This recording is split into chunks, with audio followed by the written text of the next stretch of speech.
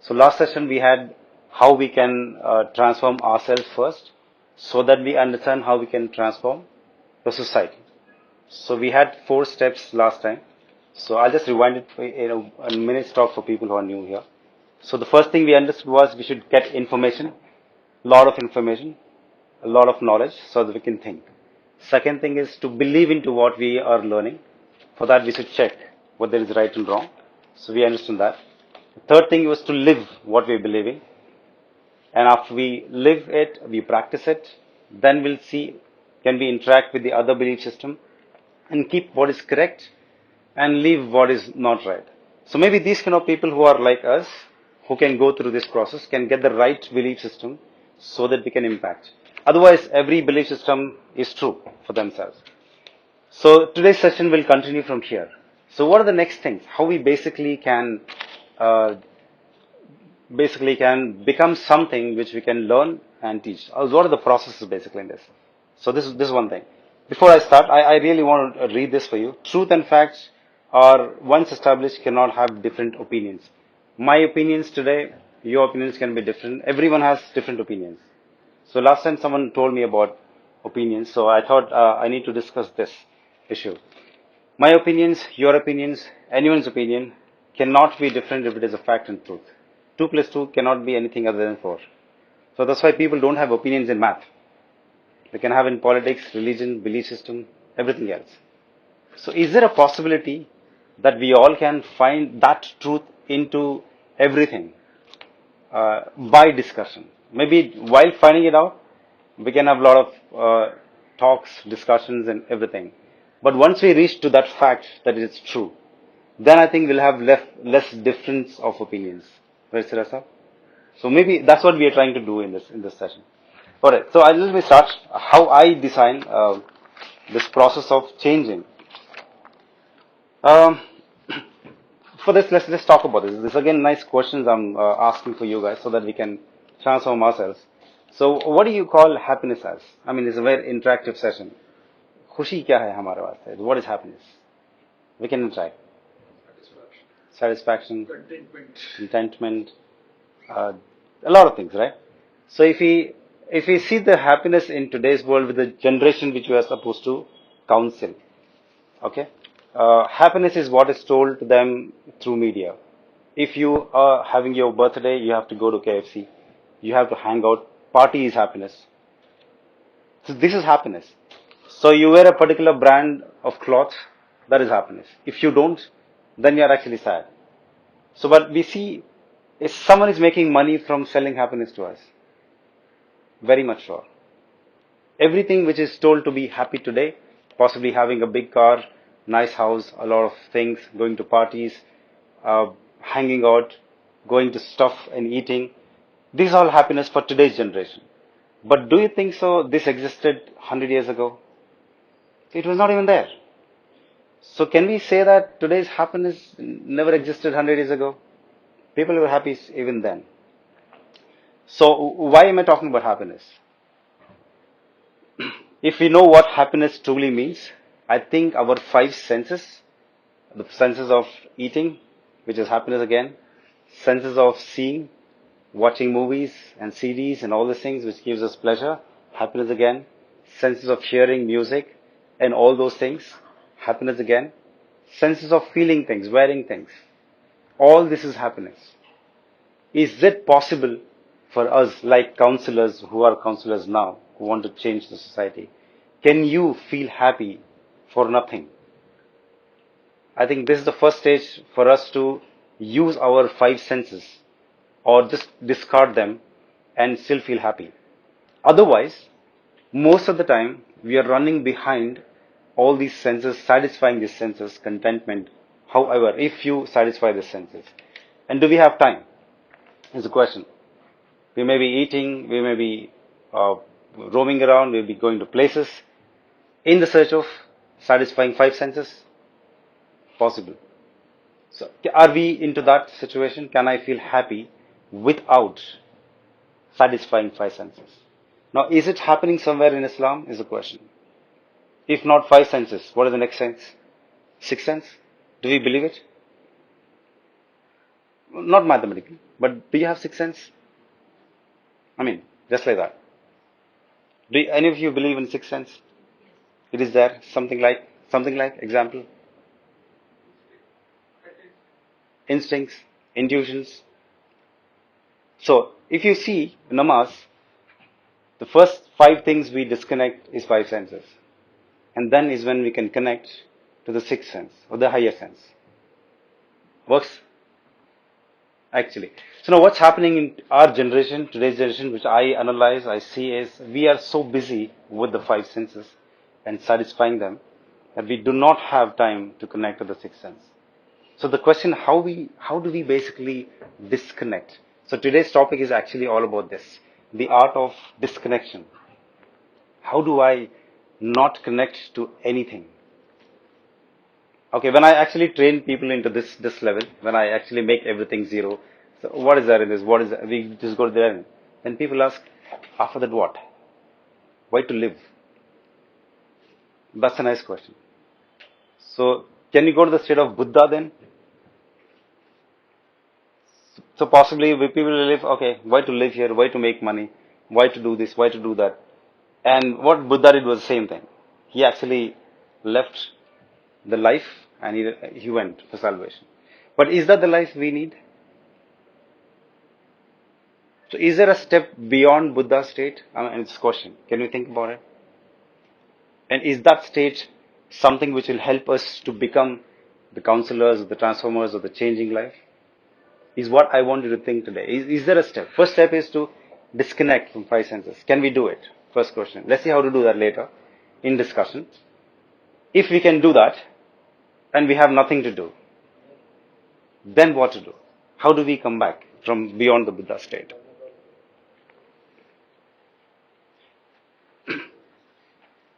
This is one of the ways where people who could do a lot of social work, a lot of work without taking anything in return. And that's when I think we can all transform society. That's what we are all together here for. Now, this state is something which is say that we can go to a child state, a teenager state, an adult state, a state where we are all matured people. Can we keep fluctuating? Can I become a child today? So mostly people of us, grown up people, they'll have an attitude, they have an ego, they have a structure. They cannot act like a child. They cannot be as simple as a child. They cannot go into teenage. They cannot go into adulthood. Now, if you do not belong to yourself, if you can detach from yourself with all these five senses and keep yourself free to access your childhood, is that one of the conditions that we can actually counsel these kids? Our condition was this only. Can we transform ourselves? And can we transform the society? And can we transform the youth? So can we feel like the youth? Most of the times our beliefs are so very different from the kids' belief.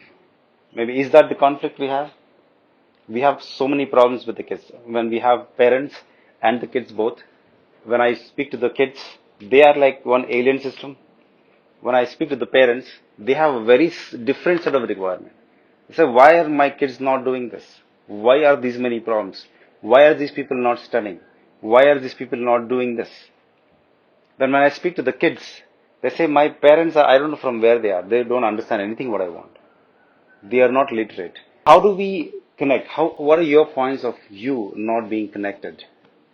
Is there a way we can do it? Any suggestions? See, what I think is we as humans, we always want to speak. We never listen. Mm-hmm. You know, the minute we start listening to what the other person say to us, even Allah subhanahu wa ta'ala says, Samyana wa ata'na, first listen and then obey. Lovely, correct, Yes. perfect. So, when you start listening to each other, that's when you be able to connect. So then, you're not imposing what you want them to do. Right. So this is one of the situations we have between parents and kids. So our discussion here is, as counselors, can we be completely formless? Can we be completely happy without using our five senses? Is this stage one of the stages, if we can reach, will be very effective? Do you think so? Because we are not busy doing anything satisfying our senses. then what you have is a lot of mind, which is not busy taking information, okay? Then what we have is 24 hours time, and we don't know what to do with it, second thing. And now what happens? If your mind is free, and you have time, and you have a lot of information, and you don't want to feel happy about anything else, because I know what is food. Food is to eat, not to have taste. Let's suppose we'll go like this. Food is nutrition. Okay, we delete that. So half of the companies are there with food. Actually, a lot of people leave for food. They go for long distances just to eat nice food and come and pay huge money. If food is taken only as nutrition, I need to live, I need energy. That is food. Okay, why do we wear clothes? We need to be modest, we need to protect. If it is beyond that, then it becomes my likingness. I like something, I don't like something. Right? So, all these five senses, what I see, if I see nice things, we go to beautiful places, we decorate amazing places, and we feel nice in ambiences. Is this just a vision, keeping your vision happy? And for that, how much time, money, how much effort we spend to go to nice places, to look nice, to keep the places very, very nice. And for what? Keep your eye sense happy. Right?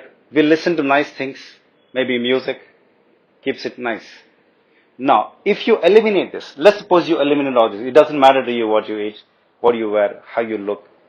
But what happens to you now? How is your mind busy right now? And let's suppose you're an intellectual person who is worried about the social structure, who is worried about Muslims, who is worried about all these things, and you have a lot of knowledge. How would you keep your mind busy? And now we will actually use that mind to connect to the sixth sense, see what can happen if at all we have counseling sessions like this. How can we can organize a lot of people into these things. So this feeling of disconnection, I think, is the first step for us to contribute to the higher self. Connecting to the sixth sense, you need to first connect with your five senses. And if you're free, then is when we can understand how we can actually influence people.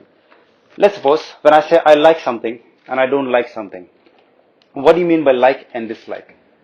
Generally happens within a generation gap, right? So they like something and we don't like it. For example, people like biryani and some people don't like biryani. What is the fault of biryani now? Biryani is the same, right? So let's suppose I like 10 things, but I don't like 90 things. Can we say that I have not lived 90 things? I am actually deprived if I don't like something. Because a thing by itself is nice. For example, I don't like English language, Kannada language, I don't like science, I don't like technology, I don't like these things. So basically, I'm not even living it. If I say I don't like it, I actually block that information. So likingness and not likingness itself is a limitation. Now, we as counselors, because that's my topic basically, we as counselors, if we see what the generation who are looking for us like and why they like it, and let's like that also and see. And if we can do that, then we will see the life or the world from their point of view. Right? So first thing what we can do to transform ourselves is to detach, to become formless, basically, not liking or disliking anything. Second thing, to see what other people like. Let's suppose I have a student, let's say he's Anas. He is really messed up guy, let's suppose, example.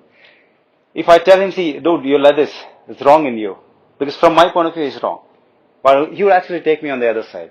There is no conversation right now. He'll never believe me anything because we are two sides right now. So what we generally do in counseling is, we actually start listening to them, as you said. Then we actually start walking with them for some time. Maybe I would also do what he does. A little while. Then I'll actually walk with him for some time. Then slowly we change his belief system. And we'll take a U-turn with he doesn't even understand. And we would have taken him to another path. Now for this to happen, you should be so formless that you should respect what he says. He should like what he says. You should do what he does. If you don't, then what is happening? You have two sides. You already have two sides. It is very difficult to convince someone in two sides because you can only have a conflict. Be it any religious beliefs, be it any political beliefs, be it any social beliefs, be it any belief system. When you have two sides, it means both of them are true. So if you really want to change what we are actually aiming for, if we really want to change the society, I think we should look into this generation. We should respect what they feel. Maybe walk with them for some time. Understand what is good in them. Take a U-turn with them and walk with them. Maybe things can change. I've done this. It works. This is one of the most powerful ways we actually do. When we actually train kids with very different belief system, we become them. We play with them. We actually do things what they do. But slowly, every position, every second, every time when they live with us, we tell them, so you see, this can be done like this also. Possibly. Why not like this? So let's try both the ways. Okay, I think this is better. This has got more logic, more science, more society, more religion. So what do you say? So then it goes a more easier way. So why am I talking this to us right now? Can we be formless? Can we let go ourselves? This was the last session's discussion also. If we can detach, if we can grow over five senses, if we can like everything and dislike nothing, then basically you don't have any walls. Perfect. So this is one of the topics we understand. Now, the last time I will talk today is about three things in us. Okay?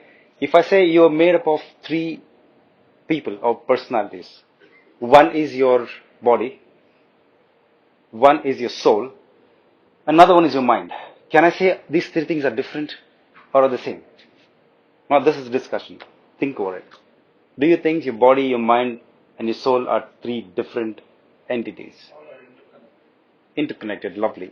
But are they different somewhere? And do we have to care to them differently? Let's talk about this. And this is for all of us actually. It'll make sense after we finish this. So three things are there. The mind, the body and the soul.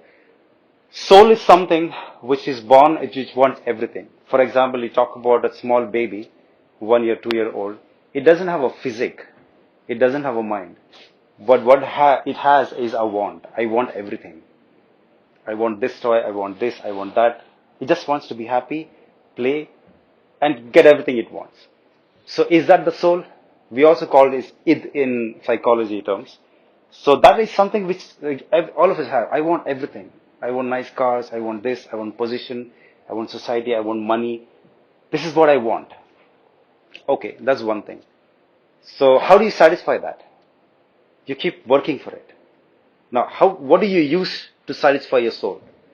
You use your mind. You go to school. You learn only those things which will give you money, as Mrs. Siraj was telling, that if you take maths and science, you make money. It's like that, basically. So are we not satisfying this soul throughout the life and using the mind to just learn things to make money? Second thing, what we use is the body. You eat anything, you do anything, who feels nice? Is that which desired, right? What you desired was your soul. Yes. So can we say on general, not us, on general, are people not abusing mind and the body both to just satisfy the soul? Makes sense. For the whole life, if you reflect for whatever life you lived. Depends on the situation. Of course, yes. Agreed. Agreed. It is not, everything is not negative. Not at all. Just a point of, yeah, Depends on the situation. requirement. Of course, yes. There are so many responsibilities, situations. Of course, I understand these things. But now, the discussion is, can we keep them separately? For example, do we give 1 hour to the body at least? Only for the body. So we eat properly, we sleep properly, we work out properly, and respect the body as a different entity. Because most of the time we are so tense, 24 hours we're just working, or we're working for 10 years, 20 years, and we don't know how many diseases we had, or how much we messed up with the body, because we never considered body as a different entity. Body was supposed to be used for something to satisfy your soul. You used your mind to learn things, to strategize, to plan, to talk to people, whatever it is, to again satisfy the soul. Maybe it is responsibility. right? So what I'm trying to say is, even today, if you start dividing these three people as three things, give 2 hours to the body, give 2 hours to the body, give at least 2 hours to the mind. That's called learning. I mean, what we're doing here in Think Tank is the same thing. We learn so much information. So what is food for the mind is information, knowledge. What is food for the body is not food what we eat. It is a workout. It is how much you physically work out and how much healthy you keep it. How good food. Food for the body is not food. It is nutrition, right? Nutrition is minimally required. That's it. 1/3 of your stomach is enough. But what is food for the body? It is how much you work out, how much in shape and how much health you are into. And if you see the secret, everything which you feel is only through the body. And we don't even care about it. Other than how we look with the dresses which we wear, that is not you. The clothes what you wear is not you. Not at all. The shoes what you wear is not you. What you is you, your body, your physical body which experiences everything. How much do we take care of this guy? Secondly, how much do we take care of the mind? Is the question. If we give this talk or this information to the kids who are growing up to keep these three things separately, and even if you give 2 hours a day to the mind, in a year you have almost 700 hours of some learning. This is the food for the mind. And the mind will become really amazing. And if you can give 2 hours to the body every day, trust me, most of the celebrities whom we see, I think Shah Rukh Khan is 56, 50, he's got 8 packs even today. Very nice, very impressive. They have worked on it. And they can live for at least 60, 70 years very healthily. Like teenagers, we can't say we don't have time. Not more than 1 hour. But what we do is we prioritize our desires, possibly, and we abuse the body and the mind, and we don't know where we're going. So why this talk today? Overall, let me just complete this whole thing. First thing, for us to influence others, we should know how to be not us. We should be like everyone. So we should not be inside ourselves. Detachment. Nothing is important for me to be happy. I am anyway happy. Because happiness is just a state of mind. For example, if I just give you a news that all of you in this room, because we are here, you all get 10 lakh rupees check today. You happy? Let it be real. Happy? We all felt nice. Okay, we got a reward. But we never had the money right now in my hand. But I still felt happy. So it means the information for something nice makes you feel nice. Actually, it's just an information. Or you get some information which is really bad and you actually feel sad. So happiness is a state of mind. If you get good news, it becomes happy. Sad news, it becomes sad. And you get depressed and stay depressed for years. But everything is in your head. Why discussion like this today? If you are able to keep your mind happy without any influence of things, people, relationships, assets, buildings, wealth, it means your mind is so beautifully happy, it can be very, very productive. A happy mind is always very productive. Can we do this? First thing. If we can do this, then the next thing is detaching yourself and still being happy. See, we have the whole life without working for it, and you're still happy. At the end of the day, we all want to be happy, right? We're just happy. And you also have the whole lifetime. You have so much of time and energy. This time, I think we can use really productive. Third thing we can say, just to conclude this, is let's try it from today. If we want to be these soldiers of transforming societies, let's try this today. Can we keep our mind, our body, and our soul different people and give them enough time? Just to add on to the last, see, who gets punished? Body. You steal, who gets belted? Body. Who feels the pain? Mind. Who desired? Soul. Okay, he gets belted here also. Let's suppose you die. You die and Allah says, I'll raise you back again. I'll put you where? Jahannam. What does it tell? I'll burn you. What does he burn? Body. Okay, he says, You lose your skin, I'll give you new skin. I'll burn you again. Whose fault? So now the point is this. This body is very, very, very precious. Now this is a little philosophical, religiously also. The only difference between us and angels is what? This body. In fact, the reality is this body. Before we were born, we were actually born as souls and kept somewhere. We are all of the same age. We just came at different times. That's what it says. Quran says this, right? Hadith says this. And after we die, we again go back to one place, stay till the Akhirah. Right. So it means all the souls are the same age. What you got, an amazing thing, was the body. Actually. And who gets punished? It's the body. If you do nice things, you take a photograph of who? Your face. Not your mind and not your soul. Who gets rewards? It's the body. And how important is the body? And how much did we really care about it throughout the life? Now that's a nice question to ask. Even after you die, who's getting punished? So can you say the Ashraful Makhlukat, what he says, is only this body? Actually speaking. Why am I? Yeah. The feeling comes to the mind. When you are getting burned, the feeling comes to the mind. Agreed. Comes to the mind. Fine. But the source is the body. Pain, of course. Receptors, body. In fact, it is a scientific thing that I was shocked to read this. The most pain is actually felt in the skin. And Allah says directly, after you lose your skin, I'll give you new skin only. And I'll burn you again. So it is so scientific, whatever is happening. So can we say that the Ashraful Makhlukat is the body itself?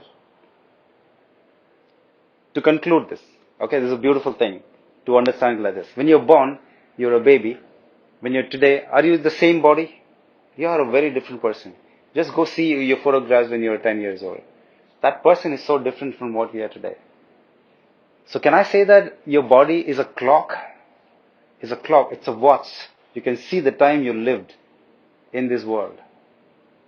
You actually can see the time on your face, on your body, and you can say, okay, this guy lived so much of time. So your body is basically a measure of the time you lived here. So everything what Allah has made is so much around this physical self, three-dimensional world. So we'll talk about dimensions maybe in my coming sessions, the four-dimensional things. Oh, that will be an amazing talk. I'll come to that later. But today, can we say we can protect the body and the mind? And if you can keep your mind, your soul happy just like that, just be happy. Because it's state of mind. You can tell him, okay, be happy. Then I think we are all capable of changing ourselves and changing others. We have so much of energy, time, focus, and willingness to do things without taking anything back. And that's what social service is. That's exactly what we need in today's generation, for at least our community, that can we work without anything coming back? Is this possible? Is the question. This question, if we are not designed like this, it becomes a little difficult. We may not be able to take enough time because we are busy. What we need to do is to take out time. You take out your physical time that we can actually affect these people. We have so many problems. We have so many problems in Muslim society. But who's solving it is a question. How can we solve it is a question.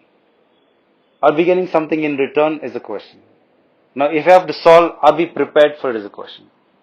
So my effort here is, can we think like this? If we can think like this, actually it empowers us to do a lot of things. So I'll conclude today here. Thank you. Any questions you want to ask on this? We can discuss. This is not something that I'm saying in my point of view or my beliefs. It is a discussion. You think over it, what I said. If we can add more value to this, we can actually add more value. I can learn a lot when we share things. So any questions, any things we can add on to this point? So my question is, to achieve what you are telling, Mm-hmm. you need to unlearn a lot of things that you already hold. Very correct. I mean, So there is a certain age when you can actually easily do it. right. So when you plan to train people of different ages, which age bracket is more achievable and faster for you to Thank you so much for asking this question. Okay. Please, when you ask questions, it gives me more time and more logic to explain. Okay. Now she says there is a term, we need to unlearn things, right? So now when you have a kid, Okay, he's learning things. He doesn't know a lot of things. But you already know a lot of things. Right? You know what is right and wrong both.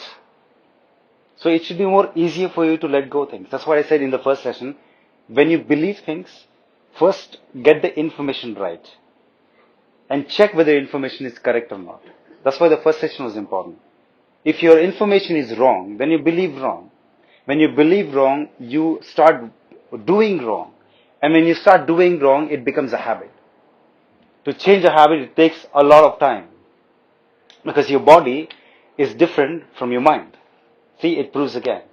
Your body is used to certain things to feel good, whether you want it or not. For example, I just tell this, okay? If you start riding your bike from here to your home, sometimes we don't even know which road we went. We would have reached home. But how did it happen? There's a lot of information stored inside you. Your body is a very different thing. To change your body, you should work on the body separately. Okay? Coming back to the question again. If kids can just learn, alright, you already learned multiple things. Okay, now what you have to do is go back again, see what you want to learn, and see what you want to unlearn. Read about what you want to learn exactly from science, from religion strongly, and consulting with all people who are actually doing good. So once you believe it is right, let it go in 1 second. So that is what we are talking about. If you don't have a belief system, what is there to unlearn? I don't have a belief system. You can tell me anything which is right, convince me, I'll follow it right now. Tell me something which is wrong in me, I'll quit right now. Now, is this what we need to? That's because you're letting down your ego. That people hold on to their ego. So Don't do it. See, we are trying to do this. Exactly. See, beautiful. Very nice question. This is what I was trying to work from 2 weeks. Can you have a personality which doesn't have a personality? You have no belief system. So it means unlearning is not even required. You have nothing to unlearn. This is a belief which I want to imbibe in people like us. Just imagine that you're so free. You have no belief system. For me, food is not veg and non-veg and God will accept, not accept. Food is food. That's it. When you go back to the actually atomic level, everything is made up of electrons, protons and neutrons. Do you know that? If you take an atom, carbon atom from shit or food, from poison, from medicine, it's all the same. So at the molecular level, energy level, everything is same. So when you come to this level of talk, what is there to unlearn? If you say ego itself is a problem. So what are we trying to do here is transforming ourselves first. I don't have ego. Is this what you should say to yourself? Yes. I don't know something, I will learn it. I know I'm bad here, but I can't let it go. Let it go. Can we reach this stage? And we are trying to go and talk to people for them to listen to us. Why will they listen to us? We ourselves telling, how will I do this? It's difficult to unlearn. Who said? Very good question. Okay, are we actually working on the same thing? Whatever age, it doesn't matter. Whatever age, it doesn't matter. Can we just be like water is the question. So is it difficult to unlearn now? it is not. So now, see. You should be willing to. You should prepare your mind. The- I right. have a pointer. Mhm. I'm sorry, I'm asking so many questions. Please, please, In fact, please. everybody has I mean- to take their questions.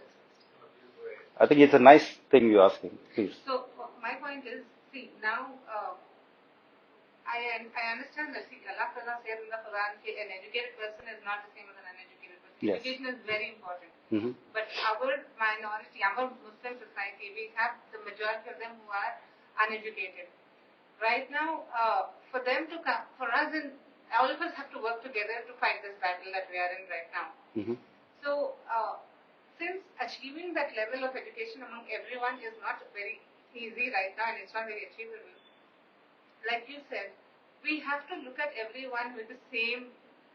You should not make somebody who's uneducated feel lower when they're sitting in a gathering like this where educated people are. Mhm. For that, we have to let go of the ego and that I am more superior. Of course. We need to bring that thing in us that yes, though they are educated in case of information and knowledge, they are lower.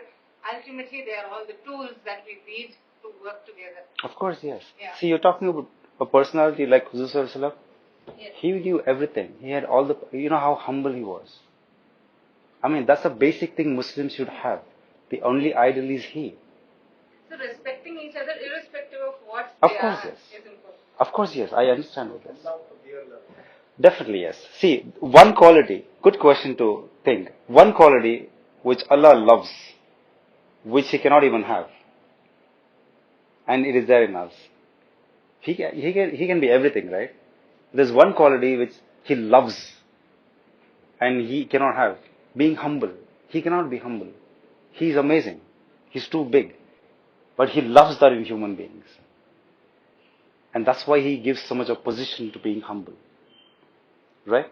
So, of course, ma'am, if we can come over this ego, unlearning problems like, dislike, five senses, me, mine, things which keep me happy, just think about nothing this exists for you. Then you stand here, you're free. You have no ego. You have nothing. You have no problems because you're always happy.